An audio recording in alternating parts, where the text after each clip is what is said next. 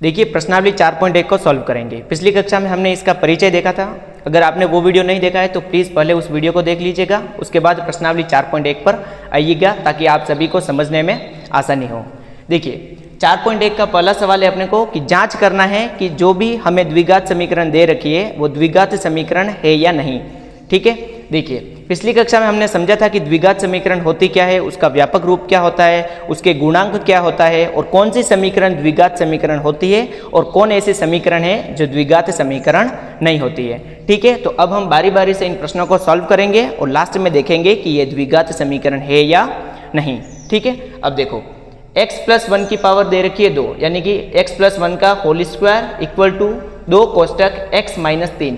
इस समीकरण को सॉल्व करना है और बताना है कि यह द्विघात समीकरण है या नहीं। मैंने पिछली कक्षा में आप सभी को इसका सूत्र बताया था, a+b का होल स्क्वायर। क्या होता है a+b का होल स्क्वायर? कैसे लिखते हैं?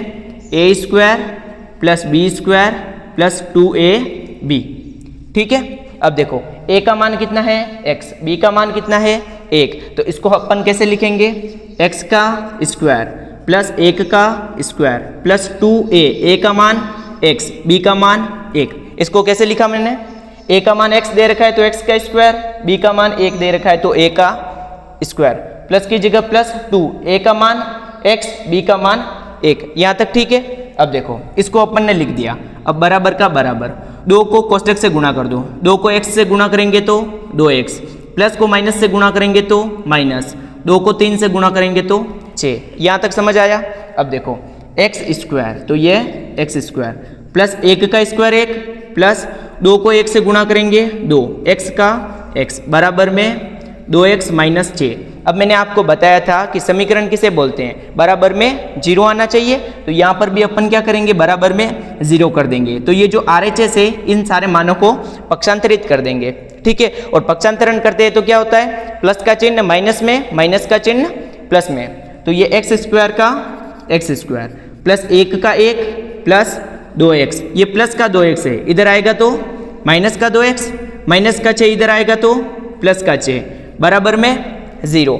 अब देखो x² ये प्लस का 1 प्लस 2x माइनस 2x दोनों कैंसिल हो जाएंगे क्योंकि सेम सेम है और चिन्ह विपरीत है। 2x में से 2x जाएगा तो 0 और ये प्लस का 6 बराबर में 0। अब देखो x² 1 और 6 कितने बनेंगे? 7 बराबर में 0। देखो चर की अधिकतम घात कितनी है? 2, तो चर की अधिकतम घात है मतलब समीकरण की अधिकतम घात कितनी हो गई? 2। तो ये द्विघात समीकरण है या नहीं? है, क्योंकि इसमें अधिकतम घात कितनी है? 2। तो यहाँ पर हम लिखेंगे यह द्विघात समीकरण है क्योंकि समीकरण, या फिर चर लिख दो, चर की अधिकतम घात 2 है तथा a is not equal to 0। a किसके बराबर नहीं है? 0 के बराबर नहीं है। a मतलब x² का गुणांक, इसमें a का मान कितना? 1 है, 1 को x² से गुणा करेंगे तभी x² आएगा, तो a is not equal to 0। ये रीजन भी आपको लिखना है। ठीक है, समझ आया ये? अब देखो दूसरा देखते हैं, इसको भी साथ लिख लो।